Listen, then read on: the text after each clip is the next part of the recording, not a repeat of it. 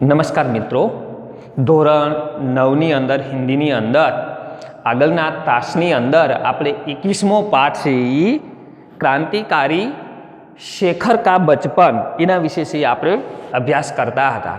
અને ક્રાંતિકારી શેખર એ છે કઈ રીતે છે એ સરસ મજાનું છે હિન્દી લેખન સાહિત્યની અંદર પહેલું નાટક લખે છે. અને પહેલું નાટક લખ્યા પછી છે એક દિવસ એના જીવનની અંદર, શેખરના જીવનની અંદર ઘરની અંદર કોઈ હોતું નથી અને એવા સમયે કઈ ઘટના ઘટે છે, શું કરે છે આ શેખર છે એના વિશે છે આપણે ચર્ચા કરતા હતા. કાલે છે આપણે છે આગલા તાસની અંદર છે આપણે ચર્ચા કરી હતી કે બરાબર છે ઘરની અંદરથી બધા છે વિદેશી કપડાં હતા એની છે હોળી બનાવે છે અને સળગાવી દે છે.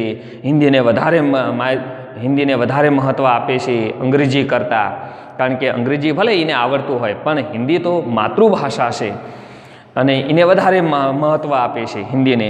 હવે પછી જો તમે આગળ કઈ ઘટના ઘટે છે એના વિશે છે આપણે ચર્ચા કરીએ. પેજ નંબર 103 ઉપર તમે જુઓ, બરાબર. પછી છે આપણે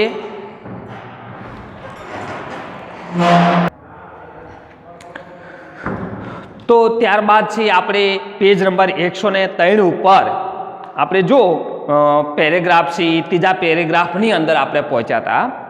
शेखर के पिता एक दिन के दौरे पर जा रहे थे. એક દિવસ એ શેખરના પિતાજી છે એ અચાનક એમને બહાર જવાનું થયું, એટલે બહાર છે એ ગયેલા, એટલે પિતાજી છે ઘરે હતા નહીં. ઓર શેખર સાથ થા, અને ઘીરે તો છે ઘીરેથી બરોબર છે એની સાથે છે એના દીકરાને, એટલે કે શેખરને પણ જવું પડ્યું. ઘરે છે એના મમ્મી અને એ છે બહાર નીકળ્યા, એના પિતાજી અને દીકરો બંને. હવે બંને બહાર નીકળ્યા એટલે બાંકીપુર સ્ટેશન પર સામાન રખ કર, અને બાંકીપુર સ્ટેશન રેલવે સ્ટેશન, અને ત્યાં से પોતાનો સામાન રાખ્યો.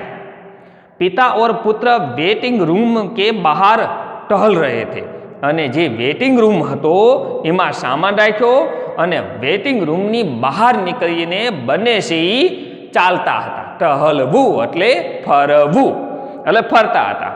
શેખર કુછ આગે, અને શેખર હતો એમનો પુત્ર હતો એ થોડોક આગળ હતો. પિતા પીછે પીછે, અને એના પિતાજી છે પાછળ પાછળ હતા અને રેલવે સ્ટેશને ચાલતા હતા. ટ્રેન આવવાનો છે થોડોક સમય વાર હશે, એટલે આવી ક્રિયા છે થતી હતી.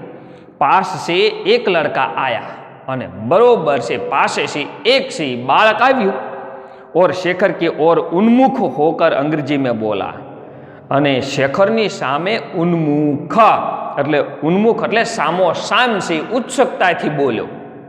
ઉન્મુખ એટલે સામે સામે સામે, અને ઉત્સુકતાથી જિજ્ઞાસાથી બોલ્યો. અંગ્રેજીમાં પાછો બોલ્યો, તુમારા નામ ક્યાં હે, વોટ ઇઝ નેમ. અંગ્રેજીમાં બોલ્યો તો આવી રીતે, પણ આને છે હિન્દીની અંદર રૂપાંતર કર્યું. એટલે ઓલો અંગ્રેજીમાં બોલ્યો હોય બરોબર, વોટ ઇઝ નેમ, એટલે બરોબર છે એને કીધું કે ભાઈ તું તારું નામ શું છે. તો શેખરને સિર સે पैर तक से उसे देखा हो. सिर से पैर तक देखना એટલે પૂરી તરહ से દેખ લેના, બરોબર. પહેલા છે એને છે પૂરી રીતે છે એને જોઈ લીધો, અંગ્રેજીમાં બોલ્યો ને એટલે. લડકા એક અચ્છા સા સૂટ પહેને થા, અને બાળકે છે સરસ મજાનું સૂટ પહેરેલું હતું. सिर पर अंग्रेजी टोपी, અને મસ્તક પર છે અંગ્રેજી सी टोपी હતી અંગ્રેજ જમાનાની. और उसके स्वर में अहंकार था, અને બોલતો તો ને તો સ્વરની અંદર અભિમાન હતું. અહંકાર એટલે શું થશે, અભિમાન થશે. હું પણ અહંકાર એટલે અભિમાન, એટલે એ બોલતો તો એ અભિમાન હતો. અને શાયદ વહ अपने અંગ્રેજી જ્ઞાન કા પરિચય દેના ચાહતા હતા, અને એ પોતે ઓલા શેખરને અંગ્રેજી મને કેટલું આવડે છે એનો પરિચય આપવા માંગતો હતો. જો એનો અહંકાર અભિમાન હતું કે તારી કરતાં હું અંગ્રેજીમાં ચડિયાતો છું. પછી શેખર કો પ્રશ્ન બુરા ઓર અપમાનજનક લગા, અને શેખરને ગમ્યું નહીં હો. એને ગમ્યું નહીં, એને એમ થયું કે ભાઈ મારું અપમાન કરવા આ પ્રશ્ન છે પૂછ્યો હશે, એટલે એને અપમાનજનક શબ્દ અથવા તો પ્રશ્ન લાગ્યો. उसने उत्तर नहीं दिया અને એને જવાબ આપ્યો નહીં. शेखर जवाब न આપ્યો. कुछ इसलिए भी नहीं दिया कि पीछे पिता थे और पिता की उपस्थिति में बात करते वह झिझकता था. અને કદાચ એ પણ એવું કારણ પણ હોઈ શકે કે પિતાજી રહ્યાની સાથે જ હતા અને પિતાજીની સાથે હોવાથી અંગ્રેજીમાં જો કદાચ બોલે અને કદાચ અટકવાનું થાય તો, ન આવડે તો, ઝીઝકવું એટલે અટકવું, બરોબર. એટલે કદાચ અંગ્રેજી વ્યવસ્થિત ન હું બોલી શકું તો, ન આવડે તો, એટલે કદાચ એ કારણે પણ એને જવાબ ન આપ્યો હોય. ઉસ લડકેને સમજાવો, અને સામેવાળા છે ને એ બાળકે એવું સમજ્યો ઉસકા સામના કરને વાળા કોઈ નહીં હે. જો કેવું અભિમાન હતું, એને એવું થયું મનની અંદર અહમ હતો, અભિમાન અહંકાર હતો. એટલે એને એમ થયું કે મારો સામનો કરનાર કોઈ બાળક, કોઈ વ્યક્તિ નથી કે એટલું મને પાવરફુલ અંગ્રેજી આવડે છે. એ લડકા શાયદ અંગ્રેજી જાણતા ही નહીં. આ છે બાળક છે સામેવાળો એટલે કે શેખર, આ અંગ્રેજી એને આવડતું જ નથી કે उसने तनिक और रोब में कहा, અને તનિક ઓર વધારે છે રોબની અંદર કીધું. રોબ જામતો હોય ને, જમાડતો હોય એવી રીતે કીધું એને.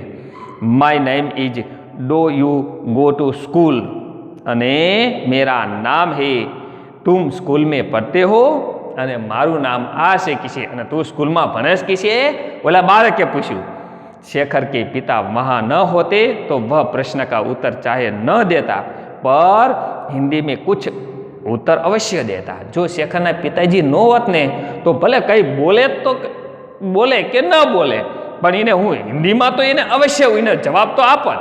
અંગ્રેજીમાં નો જવાબ આપત, પણ હિન્દીમાં તો હું એને જવાબ આપત જ, જો મારા પિતાજી સાથે ન હોત તો. उसके मन में यह संदेह उठ भी रहा था. संदेह એટલે શંકા.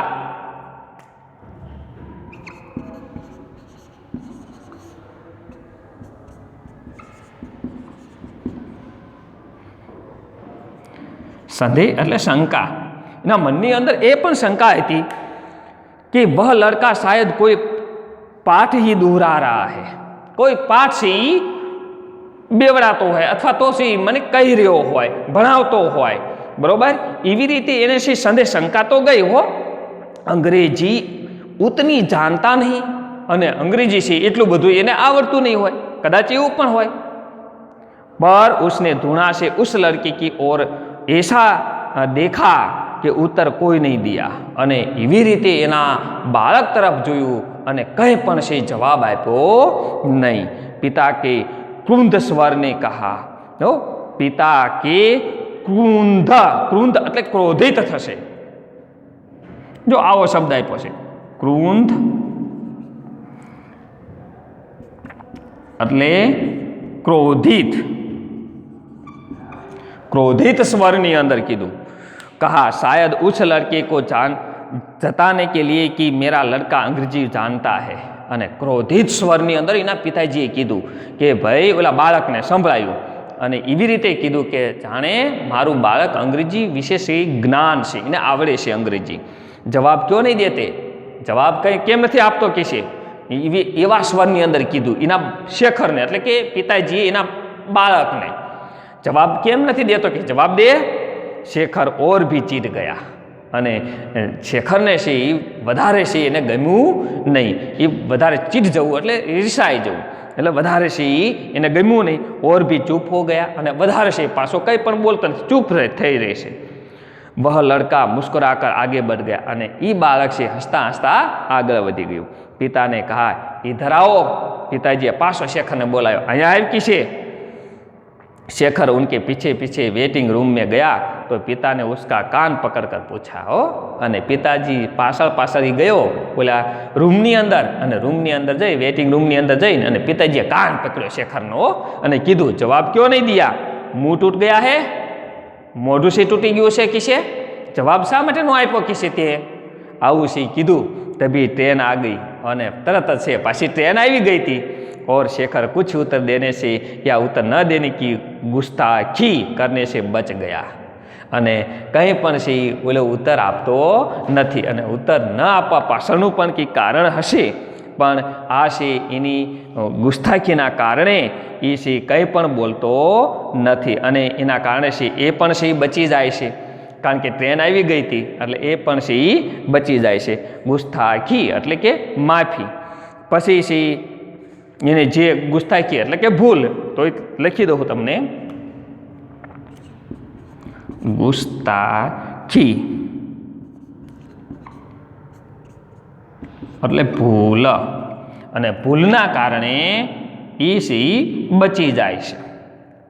પછી દૂસરે દિન ઘર પર પિતાને માँ से कहा, અને બીજા દિવસે છે પાછા ઘરે પહોંચ્યા અને ત્યારે માને કીધું हमारे लड़के सब बुद्धू है. એના પિતાજીએ કીધું એની પત્નીને, આપણા બાળકો રહ્યા ને બધા છે બુદ્ધિ વગરના છે, બુદ્ધુ છે કિસી કે સામને તો બોલ નહીં નિકાલતા, અને બીજાની સામે છે એક પણ શબ્દ બોલતા નથી, કંઈ બોલતા જ નથી આવડતું, બોલતા નથી કિસે, બધા બુદ્ધુ છે આપણા બાળકો. શેખરને સુન લ્યા, અને શેખરે આ સાંભળી લીધું. પછી શેખર કંઈ પણ ત્યાં પણ ઘરે કંઈ બોલતો નથી. સરસ મજાનો પાઠ છે શેખર એક જીવની ઉપન્યાસ પહેલા ભાગમાંથી છે આ પાઠ છે લેવામાં આવ્યો છે. અમે જો આગળના છે સ્વાધ્યાયની અંદર આપણે છે સ્વાધ્યાય પાકી નોટની અંદર છે તમારે લખવાનું, અને એકવાર છે રફ નોટની અંદર તમારે પ્રશ્નના સવાલ જવાબ લખવાના રહેશે. બરાબર? અસ્તુ.